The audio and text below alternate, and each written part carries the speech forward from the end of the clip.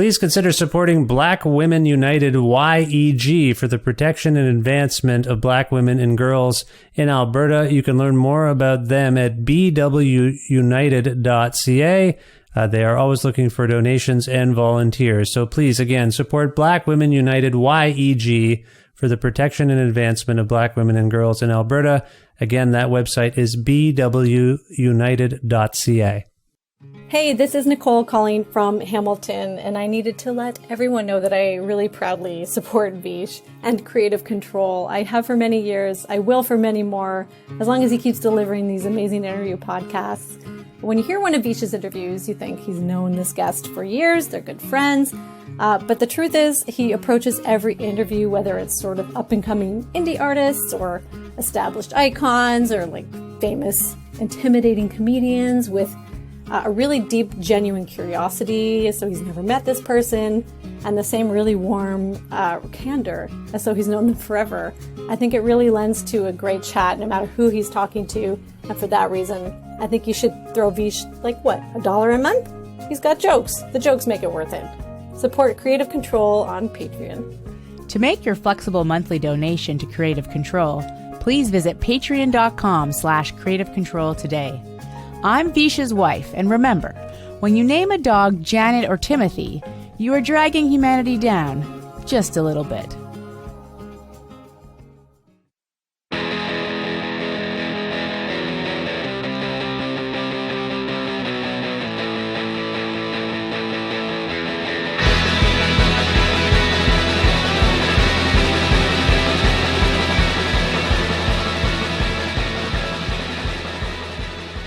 Pete Stahl is a singer and a songwriter who is currently based in the state of California.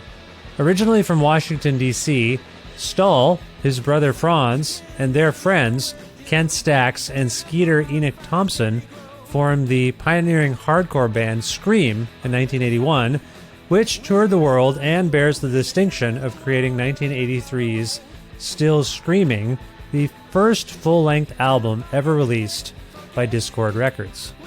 When Stax initially left Scream, he was replaced by a 17-year-old drummer named Dave Grohl in 1986, whose playing at live shows impressed everyone who witnessed it, including Kurt Cobain and Krist Novoselic, who eventually invited him to join their own band, Nirvana, after Scream broke up in 1990.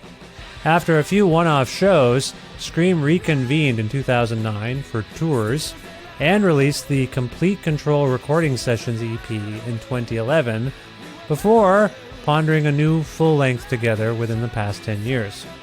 The end result is a star-studded, impassioned, but bittersweet affair. It's called DC Special. It's out via Discord on November 10th, 2023. But its September release announcement preceded the death of founding member Kent Stax, who had cancer, by one day. And so, to celebrate Kent, DC Special, and the return of Scream, Pete and I connected for a talk about how the Scream team is doing since Kent's passing, his own life in California and making music during a pandemic, working with Dave Grohl and booking one of the last recording sessions at the original Inner Ear studio, a brief history of Scream and Wool and other bands, writing and recording DC Special and purposely leaving room for old friends to participate in it, our shared love of Fugazi and the people in that band, how socio-political lyrical themes he conjured in 1981 are strikingly quite similar to the ones he's worked up for DC Special in 2023, whether or not Scream will continue beyond their current tour, other future plans, and much more. A part of the Entertainment One network with the support of listeners like you who follow and subscribe to this donor-driven podcast and spread the word about it, and make flexible monthly donations at patreon.com/Creative Control. That is the primary and best source of revenue I get for making this show every week. It is modest. I wish it was more immodest. I wish it was so gargantuan that I was embarrassed, but it's modest. So if you have the means and the inclination to support this show with a monthly donation or an annual subscription or whatever you want to call it, please visit patreon.com/Creative Control to support my work today. Thank you so much. with additional support from Blackbird Music, a wonderful record store with 2 locations in Edmonton and Calgary, Alberta. Plus a really great website, blackbird.ca, where you can go and order records potentially shipped right to your house. Say you want a copy of DC's Special by Scream. Well, head over to blackbird.ca, type the stuff you're looking for in there, and if all goes well, they'll ship you a copy of DC Special by Scream or anything else you want. Again, thanks to the independent record store Blackbird Music for their support of the show. Learn more about them at blackbird.ca. Plus in-kind support from Pizza Trocadero, The Bookshelf, and Planet Bean Coffee, respectively, in Guelph, Ontario, and Grandad's Donuts in Hamilton, Ontario. This is episode 819 of Creative Control, featuring the lovely and talented Pete Stahl from Scream, with your host, me, Vish Khanna.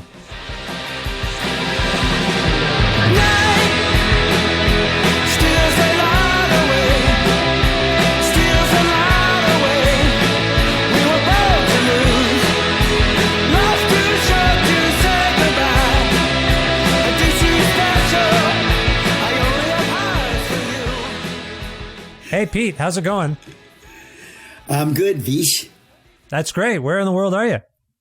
I'm in Landers, California, which is a bit outside Joshua Tree in the Mojave Desert. Oh, nice. What brings you there? I live out here right now, and been coming out here for the last 25 years, recording at Rancho de la Luna, and I'm working on a project there right now. Oh, nice. That's a studio in Joshua Tree.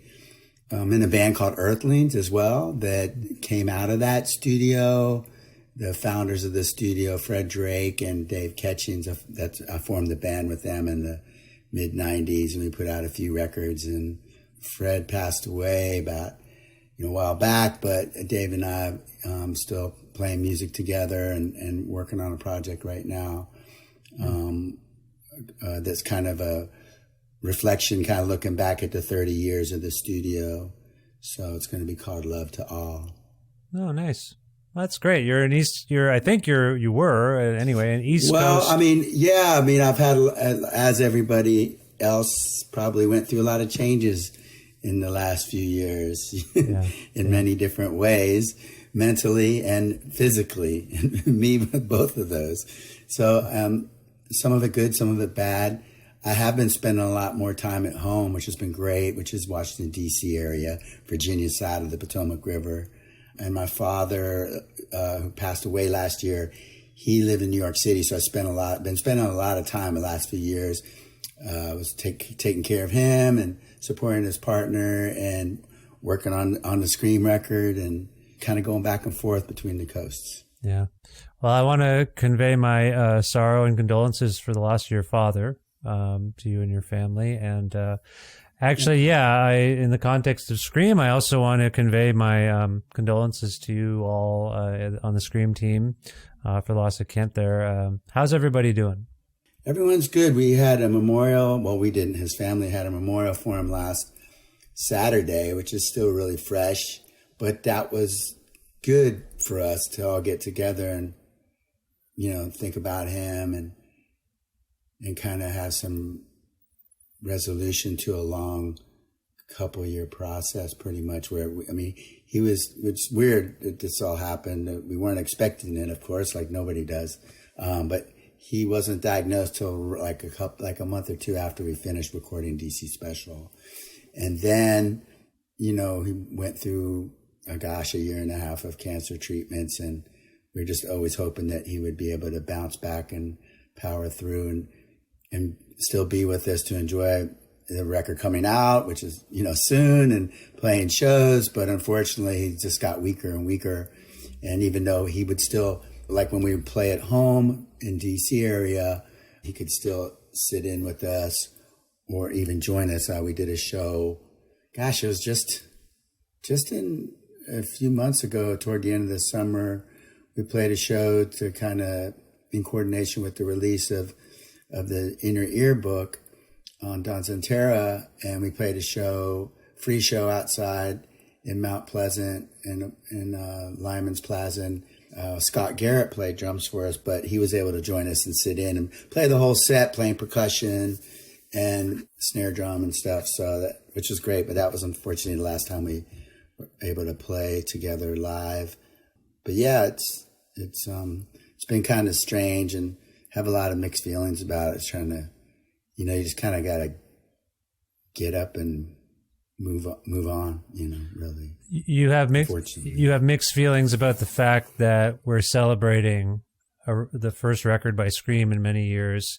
It's clearly a reflective record, lots of old friends appearing on it. You have mixed feelings, obviously, because Kent's not here to celebrate it. Yeah, for sure. Yeah. I mean, we want him to be a part of it.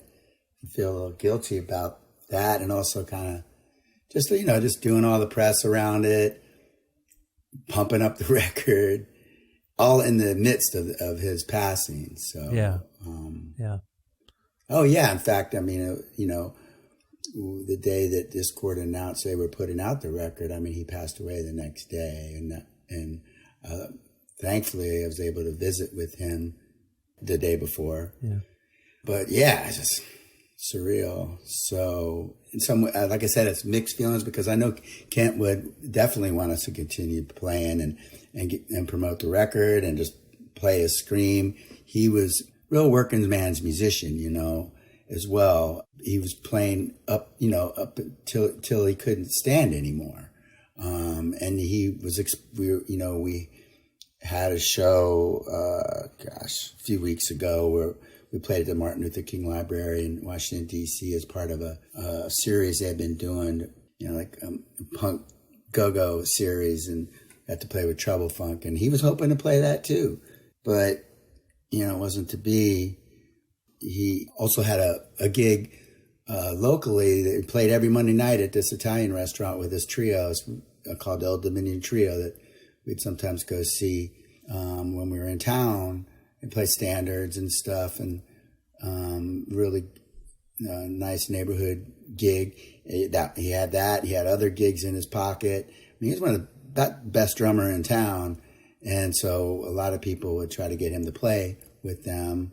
He was in a lot of other bands besides Scream that people should check out, like the Suspects, Spitfire United, Alleged Bricks, and then he even played with Daryl Davis, which is a kind of a local legend, piano player, blues player. Played with Chuck Berry.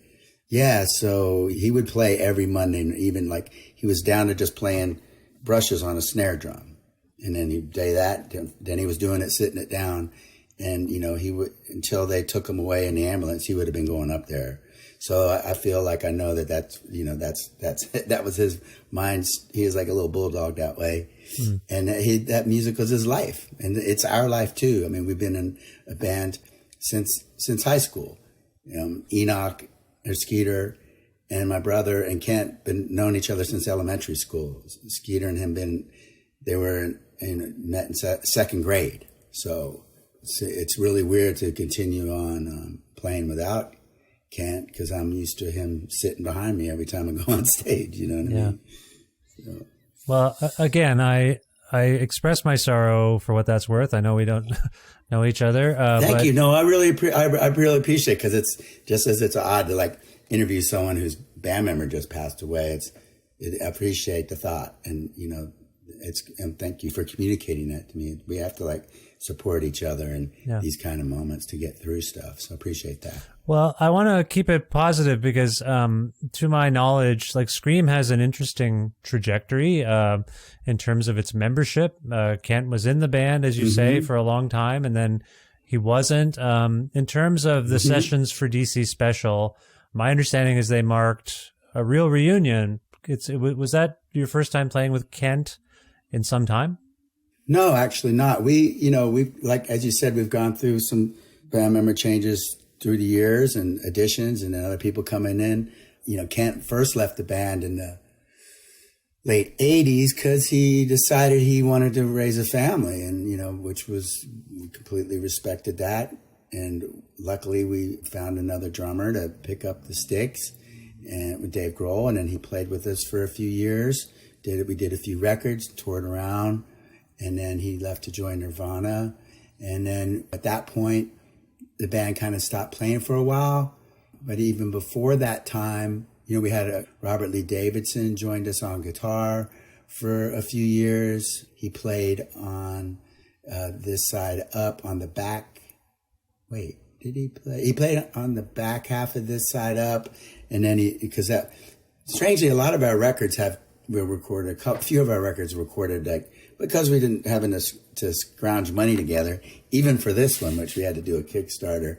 But with This Side Up, and the other things that's kind of funny is Discord is very practical with how they do projects. So you kind of have to have your stuff together and songs and kind of show that you're ready to make a record. And even with, we were the first album, Still Screaming, the first record was the first full-length record that they had ever done. Yeah, that's right. Yeah. So they normally had just done singles. Yeah. So when we came, and then, we did the first record, then we were ready to do a second record, and they were like, well, are you ready? And then, I don't know. So it wasn't like other labels where they might put up the money. So we've always been a working band, like Kent Stax. So we would just always go in the studio and we started doing demos after Still Screaming, and we weren't doing them at Inner Ear. So that record, This Side Up, for one half was recorded at one studio, and then the other half was recorded back at Inner Ear.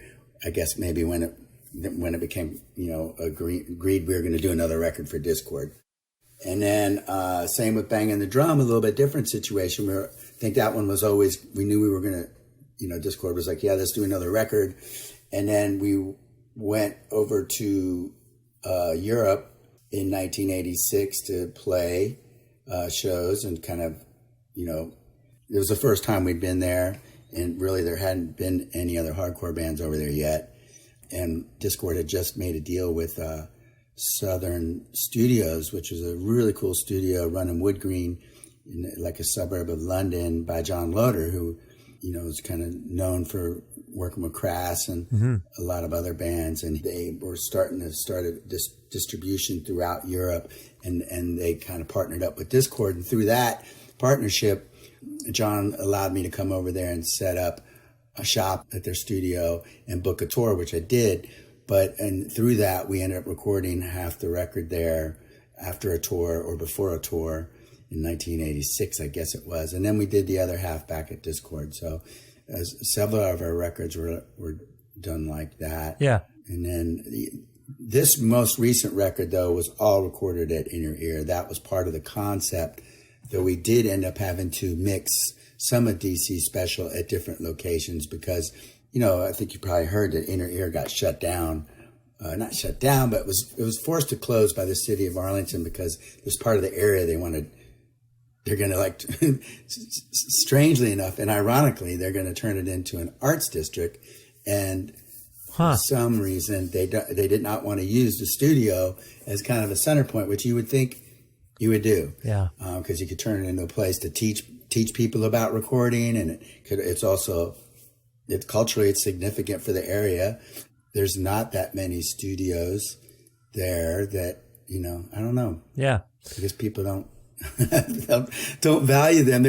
I'm thinking about that. There's another famous studio that a lot of people don't know about in DC called Bias Studios that has a lot of great music that came out of it. And one of the locations was in Falls Church, where we're from, which Bailey's Crossroad Falls Church, where the band kind of came out of, and where we still rehearse there when we get together in DC. And right across the street used to be Bias Studios, and this band called Grin that came out of the Washington D.C. area with Neil Zofkin recorded there with Neil Young at one point. So there's been a lot of cool music come out of other studios there. And one thing I want to say about that is the drummer on this one particular session I'm talking about is Bob Berberick, who plays drums on DC Special. Yeah. Because he was in Grin, and when we were doing pre-rehearsals for it, we only had a couple of days to rehearse prior before going to the studio, but we had to organize some rehearsals because some of them were collaborations with people we'd never played before with,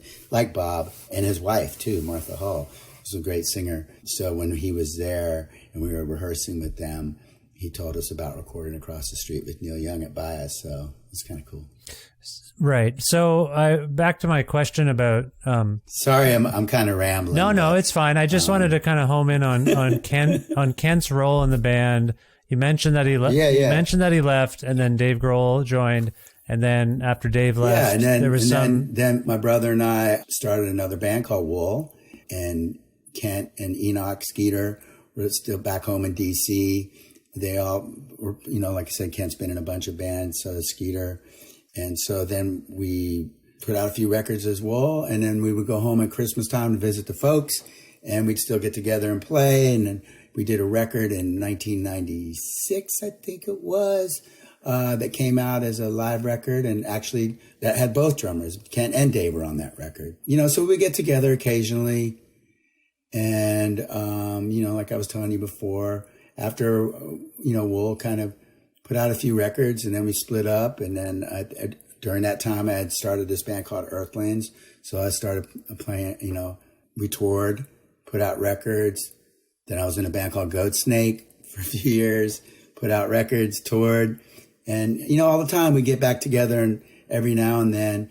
Finally, around 2010, we got back together to play some shows, started playing around up down the East Coast a little bit. Did a West Coast tour, went down to Texas, played like some around that Fuck Yeah festival. And then we recorded an EP for Side One Dummy called Complete Control, which we did at 606, which was Dave's studio. He let us come in there and record. That was the, original lineup with Kent on drums. Yeah. So we've been playing and recording various times. But that was that was the last time we did a record was 2011 or 2010 was when it came out, 2011. Yeah. And then, we would get together every so often and do shows. We went over to Europe and played that Rebellion Festival whenever we could. But, we're all, my brother raising family, Enoch raising family. We're all like everybody else, just having to make a living, so we didn't get together that much. Yeah. So beyond the EP that came out about maybe 12 years ago, you played some shows. What actually precipitated, or who, I guess, precipitated the notion that Scream should convene to actually work on new material towards DC Special? Do you know how that conversation got started? Yeah, well, my brother had very prolific songwriter, and he continued to write and send stuff to me over the years that I would work on. And we were always talking, some song like this would be great on the Scream record, and sending stuff to Enoch and Kent. So we're always talking about doing a record. And we actually had tried to schedule some time at Inner Ear. I don't know, like maybe 2015, 2016, but it didn't work out. Oh, okay. So, and we were having to, fund it ourselves. Oh, and Ian used to joke with me because I was like, come on, let's do another record. He's like, oh, you guys don't even live in DC anymore. I'm like, It's a major part of being on Discord. Yeah, that's right. Yeah. Yeah. So even though Kent and Enoch live there, granted, my brother and I are living in California, but our parents are still there. Right. And my mom, at least. Yeah. Our mom. She still is, too. And, but anyway, but it was just kind of fun. That's our dynamic. That's just kind of always been that way, like I was telling you about with like, let's do this side, let's do the second record, Their mission is more to put out new music, Yeah. Okay. So somewhere around 6, 7 years ago, seeds started to get planted about new Scream music. Is that what you're saying? Oh, definitely. Yeah. And we even, like we go back we play occasionally in DC, which really give us an opportunity to get together and practice, because it's difficult because we're all in different cities. And we wrote some songs at rehearsal, so like the song Dead Cities, it kicks off the second side of our record. We wrote in a rehearsal room, like, I don't know, 2018, 2019. And so we had a demo of that, of us playing, which we used to help us complete the song. And Clint Walsh was playing with us at that time on guitar, talking about other people that have come in and out. And he's also on Complete Control sessions as well. Yeah. So, yeah, like you said, seeds were planted. And then the world stopped during the for the pandemic, which, one way to stay sane was to, and not, I work on the touring business. So, as a tour manager, my business shut down completely. So a lot of time to work on music, which was great. So, and I had access to a rehearsal room that I would, spend a lot of my days working on music by myself. And my brother was doing the same in his house. And so that was kind of a creepy time, but we were working on music. Creepy time? Oh, you mean because of the pandemic? Yeah, it was a creepy time. Sorry. I'm also thinking about my particular, my experience, because like I said, I had the keys to the old Goat Snake rehearsal room, and, everything was supposed to be closed. In LA was pretty strict. And it was kind of during lockdown, but I was still, and the rehearsal room was kind of, there was people living in the rehearsal room. It's like a pretty good sized rehearsal space, which there's a lot, unfortunately, a lot of them shut down during the pandemic nationally. Yeah. It's harder to find rehearsal places now than it was before the pandemic. But if there's one place that has quite a few, it would be Los Angeles, but not as many as you might think. And so that one, the one that we were, was a place in North Hollywood, and there was some people that were living in that, in there. Yeah. And so I would sneak in there, and, of course, you're kind of paranoid about the virus. And then there's people living next door to you in the other room, and, just all freaked out, singing with a mask on or what. I mean, just yeah. I just think about so the studio wasn't supposed to be open. So I'd sneak in there, sneak into the room, rehearse and sneak out, and all the time trying to avoid people, Yeah. So it was a creepy time. Yeah. It sounds creepy. I know you're the singer in Scream. Are you the primary lyricist in the band? Yes. Okay. So this creepiness. I'm a lyric spreader. You're not a virus spreader, a lyric spreader. That's good. So I am pondering the tone of the lyrics on this great new record. And, it's funny when DC's special, Sha-La-La, kicks in. I couldn't help but think of what I wasn't there. Obviously, I didn't live in DC. But I know a bit of the history of Discord and what was going on. And as the song is going, I'm thinking of Revolution Summer. I'm thinking of these sorts of things. So on the one hand, and does that resonate with you that there's some reflection going on? Absolutely. Yeah. Totally. It's totally a celebratory feeling of a place and time, and of growing up in the DC area and all those things. So for sure. Yeah. And, that's kind of sets the tone for the record, because it's DC, it's where we grew up. So that's setting the tone of the record, of the joy of growing up there as well. So you got that right. Okay. So sha-la-la. Yeah. Sha-la-la. I mean, we have a lot of influences. So, we love to have fun with our music. And so, I love playing with words. So I don't know I can't remember exactly how the sha-la-la ended up in there. There's another lyric in that song that kind of got taken out because some of the guys in the band didn't like it, where it was like sha-la-la, but then it would be watch out for the snake in the grass. But I ended up having to edit that out because it wasn't full agreement on that. So it would have been. What prompted you to write a lyric like that? Because there's always something around the corner you got to watch out for. It was a little too. Even though you might be skipping down the street. I think Brian Ferry had a song where he kind of said the same thing about around the corner. What was it? Well, watch out for the snake in the grass does not suggest a positive mental attitude. Maybe that's what your bandmates were thinking. This is not what we're after, maybe. I don't know. No, that's fascinating in itself. Yeah. I think it might have been a combination of the delivery. And like I said, I was kind of doing some weird stuff vocally. And so I just wasn't working. I think it was more about how it was fitting in the song. But so during the it was sometime toward the middle of the pandemic was when I was talking to Don Zantera, and he told me the studio was going to shut down. Yeah. That there was actually a date. Yeah. And so we're like, oh my God.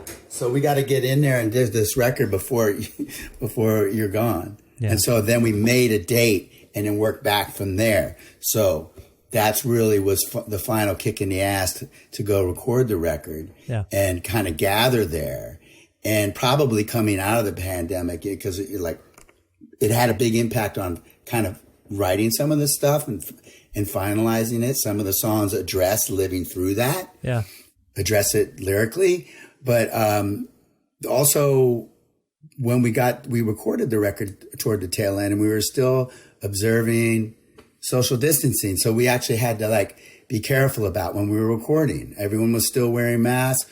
Our good friend, Joe Picciotto, who was our sound guy for many years, traveled with us through Canada too. Yeah. And he's also Fugazi's sound guy forever. Yeah. I met him at the old 930 Club. You know of him? I saw Fugazi so many times that I would see Joey, and I knew who he was just because, as you can maybe tell, I was familiar with some of the people around. I didn't realize.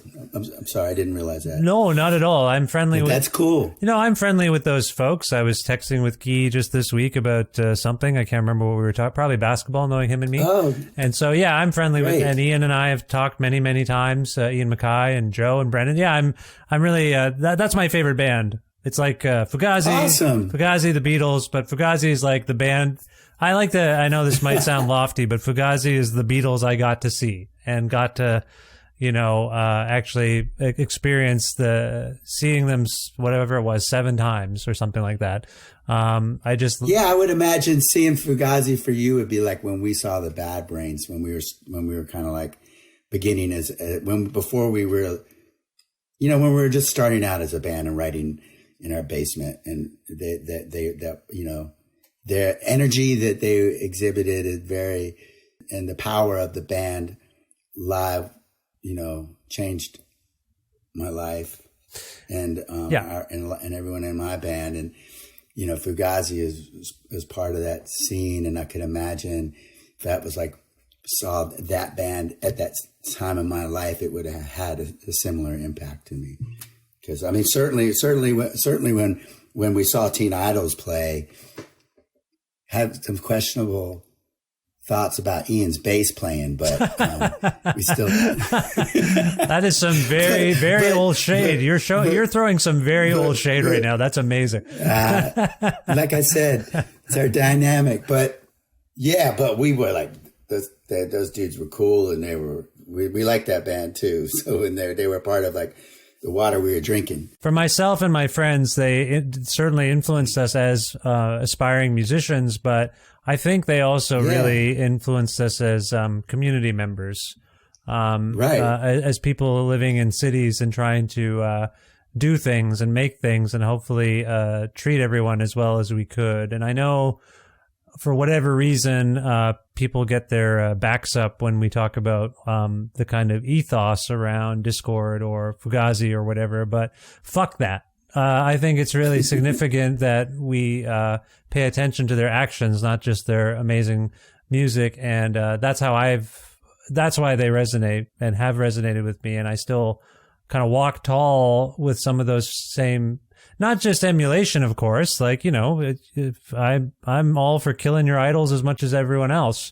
But I do think people like that, if you stick to your convictions and you worry about, or think about rather, your community members and the people that you're immersing yourself with, I don't think there's anything wrong with that. So that's how I've lived my life, and I don't mean to be too lofty about it or put a burden on them in terms of their role in my life.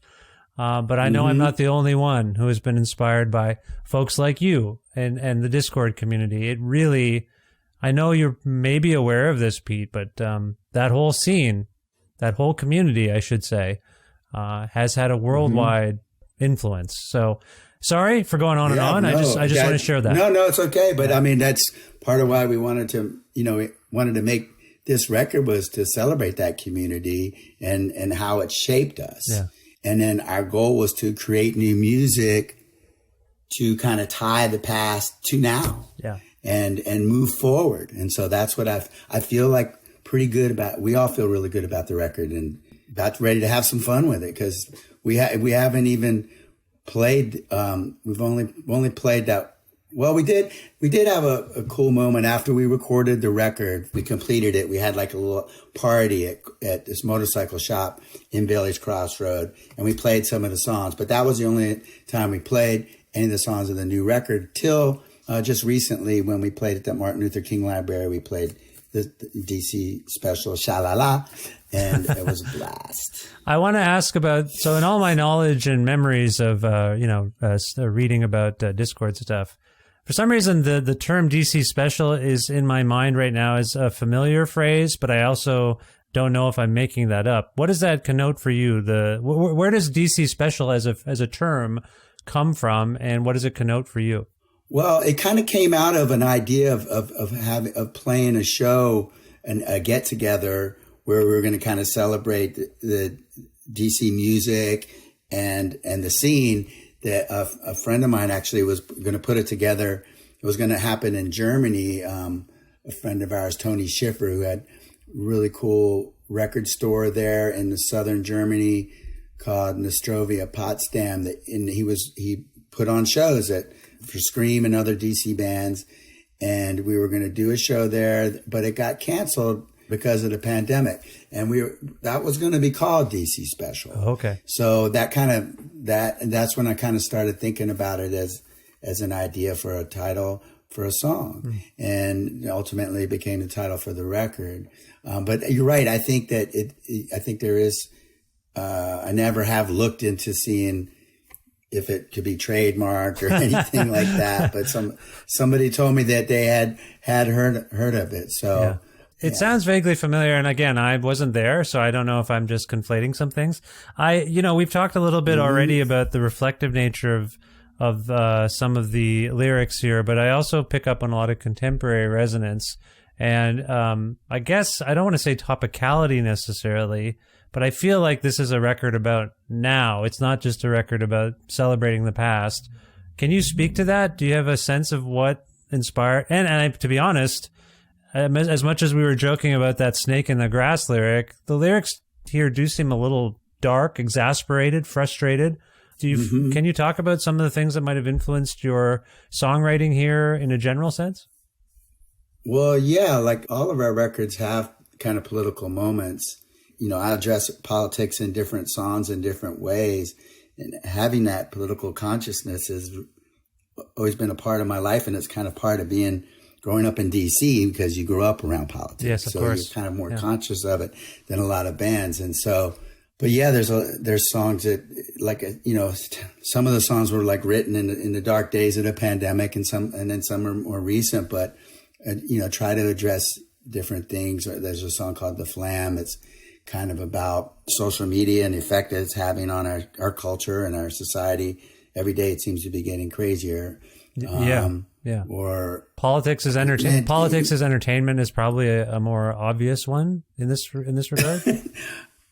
Everything is entertainment now. It's not just politics. Every kind of action that somebody does, everybody's personal action that they do on social media is kind of entertainment for everybody now. Yeah. So yeah, it's fascinating time in history, and it's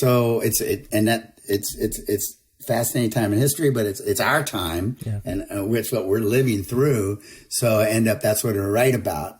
And going through what we just went with Kent, with the healthcare situation in this country, it's just, we had, his wife had to start a GoFundMe to just, pay for basic needs. It's just ridiculous. It's not, the financial burden that people have to occur when they get sick. It's not right. So, these are things, there's a song called Somebody Love. That's kind of an older song, but it's, Enoch Skeeter Thompson had kind of written some of the lyrics for that song about a friend that had AIDS, and we've all been touched by that, which is the virus of 20 years ago that that impacted our society. So I think we touch on a lot of different things in the record. You have songs celebrating Washington and D.C. There is a song called Dead Cities, which I couldn't help but notice has the same acronym as District of Columbia, D.C. I know you're celebrating your city and your community. Is this also somewhat critical of the way things have maybe changed, not just in America, but maybe where you live? I know you're not there now. Is this critical of what you've seen in D.C. or where you're living in America generally? Well, I mean, it's something you see traveling throughout the country. And then here, I mean, I can't, living in Los Angeles with the homelessness situation that we have there, it feels like the city's dead. People don't, we're not taking care of the living, so it's like that everywhere. I mean, like I said, I'm out here in the desert and there's people living in the washes here in tents, and it's extreme weather situation, extreme conditions. Yeah. And there's so much damage going on in this country to people's psyche that are left to fend for themselves. Does it not seem odd to you that some of the things you were singing about and writing about in Scream when you first began, some of the same issues exist now? They're worse probably than they were even when you were writing about them. Yeah, like one song we haven't played for a long time that we're going to play on this. We're starting a tour next week with Soulside up the West Coast and then East Coast, and we're going to play "I Look When You Walk By," which is a song off this side up, wrote in the 80s about the homelessness that I was seeing in DC, just like becoming aware of it for the first time. I remember specifically, I used to work for the Washington Post, like a lot of us Discordians did at the time. And I used to pick up the papers downtown by the White House. And this is what I'm talking about, the political consciousness, because I used to deliver papers to the Pentagon. I mean, it doesn't get much more political. Oh, wow. Wow. Yeah.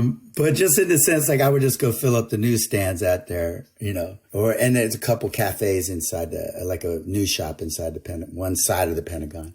But I used to pick up newspapers in the middle of the night in downtown DC, and freezing cold, below zero, and people are sleeping outside on these grates that the heat coming from, and within sight of the White House.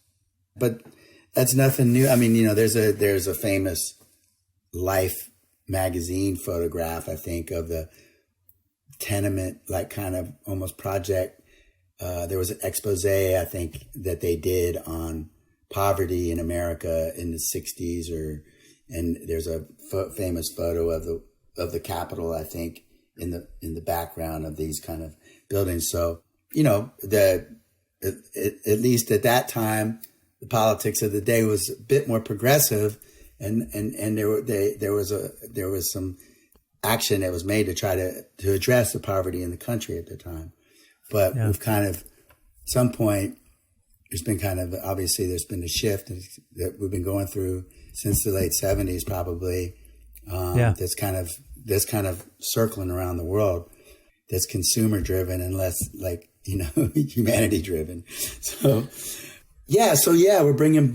I never thought it would get when I wrote "I Look When You Walk By." It's about homelessness, but it's what I saw then.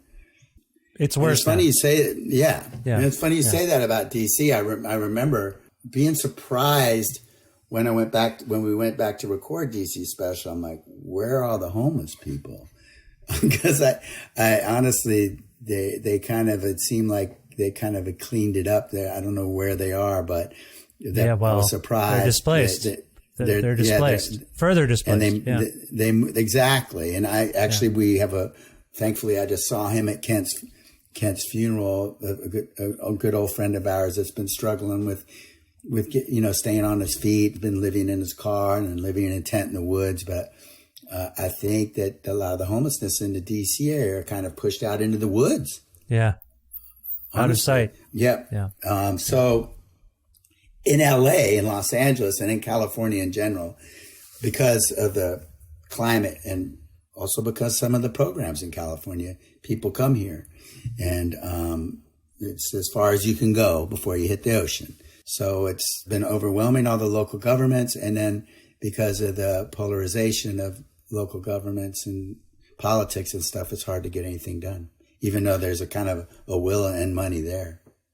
Well, I want to say that I appreciate your empathy and thoughtfulness as a writer, and the spirit of this band. That's always come through, to me anyway. I want to focus a little bit, because we've been talking about the celebratory aspects of DC Special. I'm just scanning the kind of special guest list, and sorry, this is really bittersweet because of Kent's passing.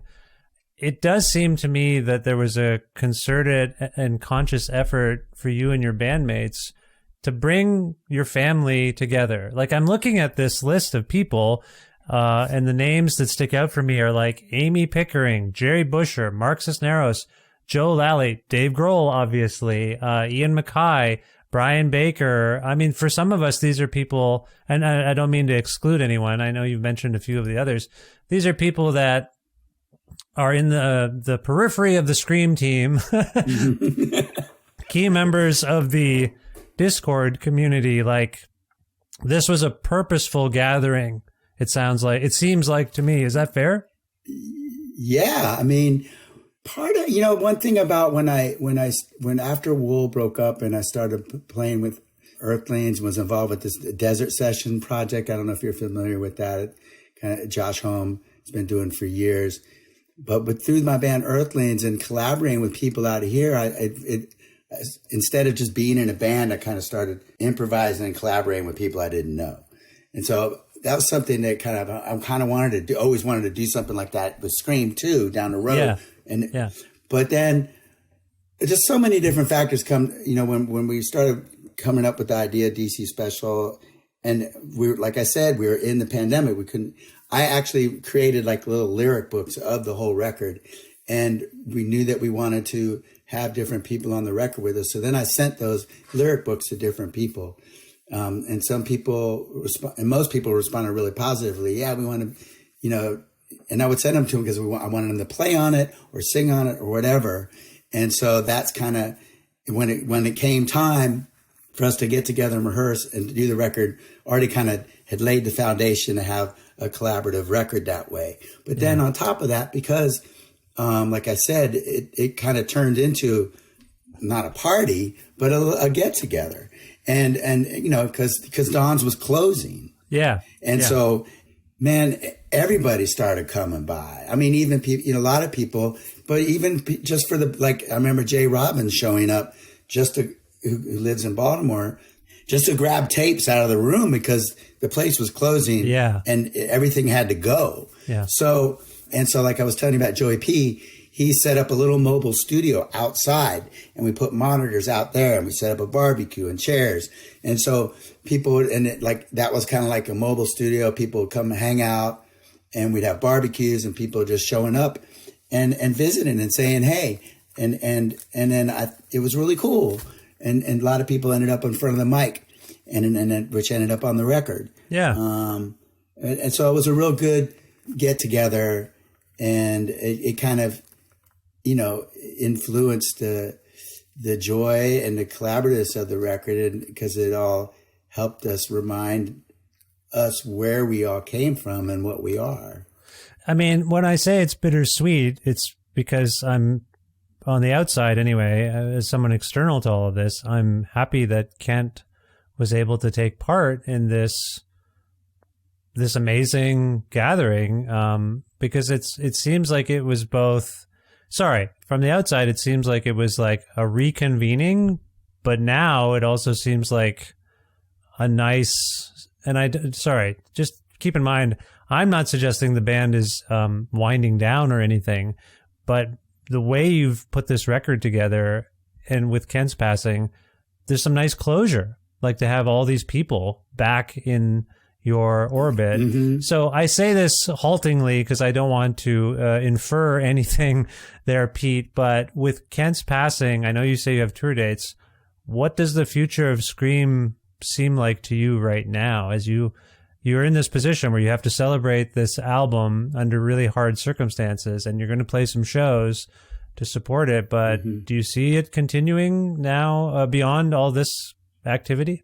Well, I mean, I think like we're trying to still be a working band on, as much as we can. We all have other interests and other things we do in life, but this is something that's like home for us. And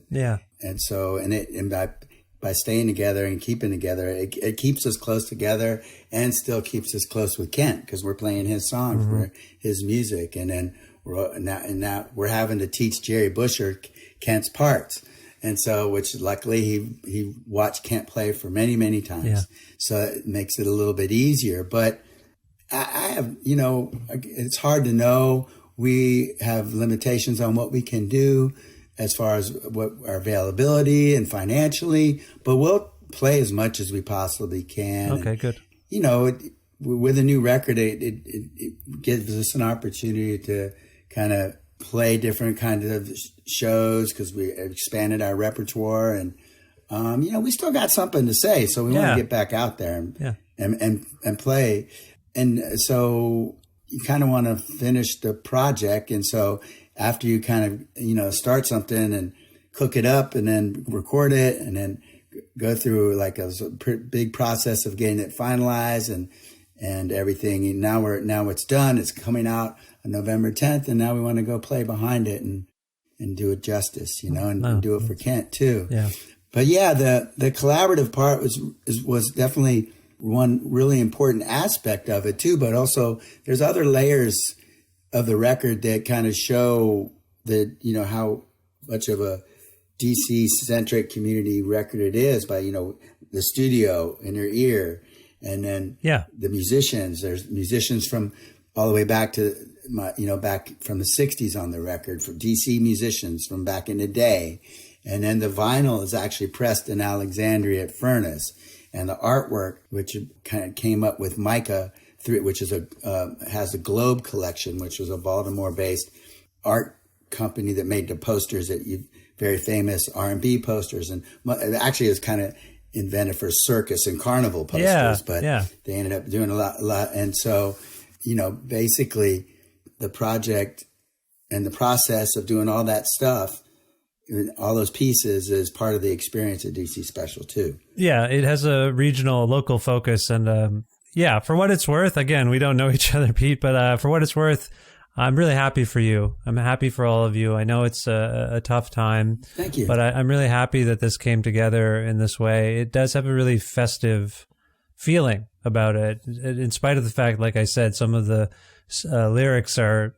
Well, I like the intensity of the lyrics. I like that people are speaking out. I like when people speak out. It feels like you're not alone in your anguish and your frustration. So I just want to thank you for conveying what you've conveyed in Scream and on this record, and for making time.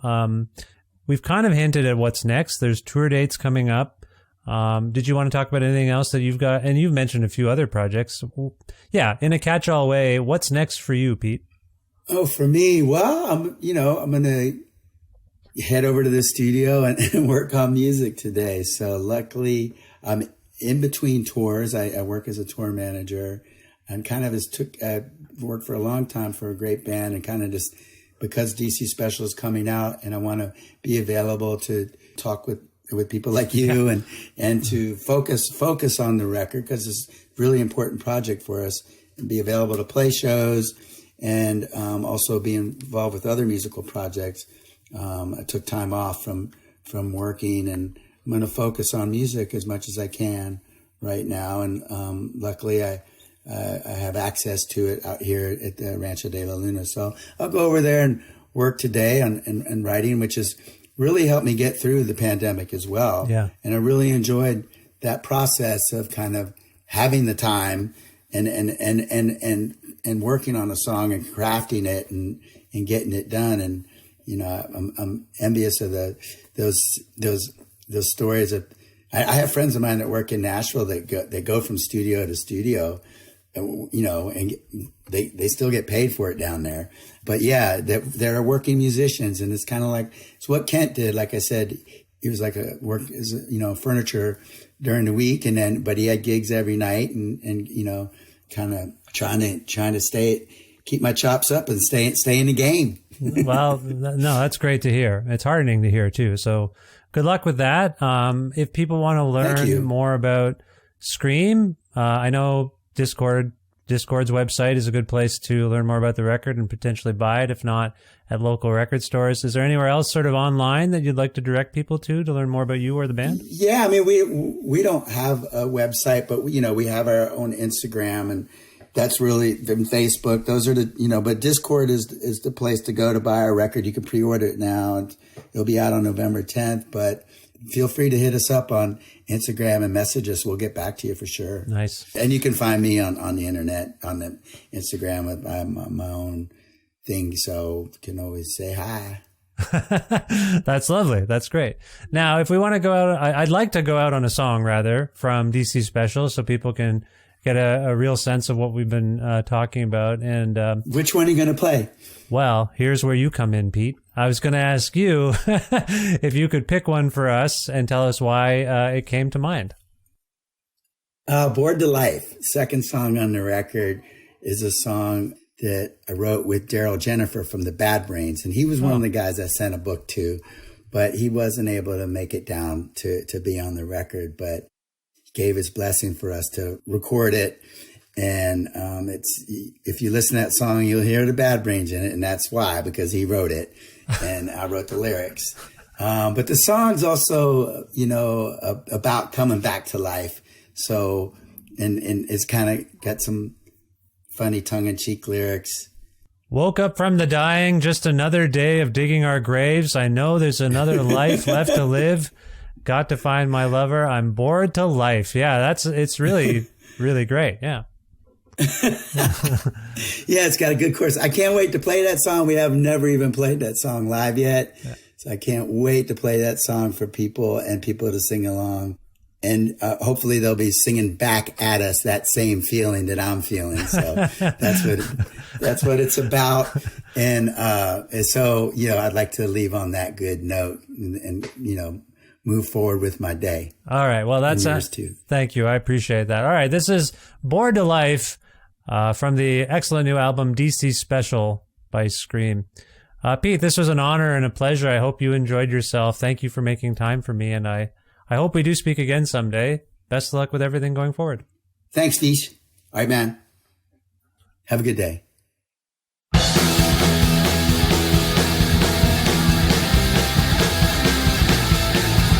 Well, I've been sleeping for years, throw some dirt on my bones, and I rolled over, woke up from the dying, just another day of digging our graves. I know there's another life left to live, got to find my lover. I'm about life, I'm about life, I'm about life, I'm about life, I'm about life, I'm about life, whoa.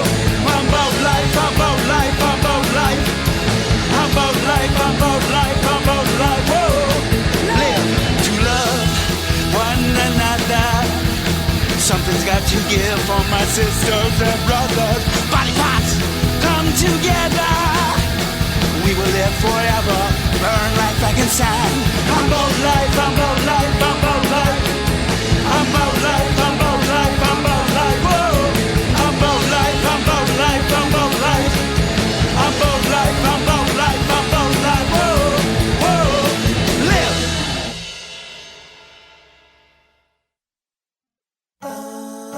There you have it, brand new music by Scream in there. Thanks to Pete Stahl from the band for being on this show and having a lovely conversation about the return of Scream under trying circumstances. This was all for the 819th episode of Creative Control, which is part of the Entertainment One podcast network.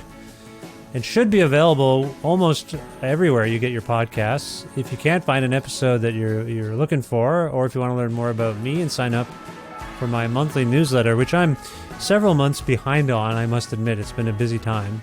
In any case, if you want to learn more about how to sign up for that newsletter, I'll get it going again. I'm sure of it. Please visit vishkhanna.com. You can also like Creative Control and follow it on various social media things that may or may not exist by the time you hear this. We do have a page on Facebook that you can like or follow. You can follow the show on Twitter at VishCreative. or you can follow me directly on Instagram and Twitter at Vishkana.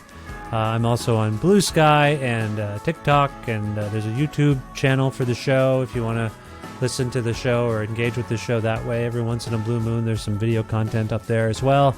I'm just one guy, you know. I can't do everything. I get tired. I got a day job. I got a family. It's too much. I wish I had more time. Actually, this leads nicely into my next thing. Please visit patreon.com/creative control to make a flexible monthly donation to keep this podcast not only running, but potentially free me up to just work on the podcast instead of being this manic juggler of different things. $6 American or more a month grants you access to some exclusive content, and you get episodes earlier than everybody else does. And if you're interested in receiving a Creative Control t-shirt in exchange for your generosity, I will also up the generosity ante and send you a t-shirt if you want one. There's a maroon design and a yellow design. Just message me on Patreon and I'll get you one while supplies last. Thanks again for supporting the show in that regard. Speaking of supporting the show, I want to thank Blackbird Music, a wonderful independent record store with locations in Edmonton and Calgary, Alberta. You can order things from them on their website at blackbird.ca, even if you're not in Calgary or Edmonton, Alberta. So please visit their site and order records from independent record stores wherever possible. Thank you so much. I also want to thank some independent businesses: Pizza Trocadero, The Bookshelf, and Planet Bean Coffee in Guelph, Ontario, and Grandad's Donuts in Hamilton, Ontario for their in-kind support for this show. I want to thank Jim Guthrie for letting me use some music he makes on the show. You can learn more about Jim at jimguthrie.org. And finally, thank you so much for listening to this episode with Pete Stahl from Scream. Check out DC Special. Please subscribe to this podcast or follow it and tell your friends all about it and spread the word. It helps immensely. I will talk to you so soon, it's not even fun. Be well. Bye for now.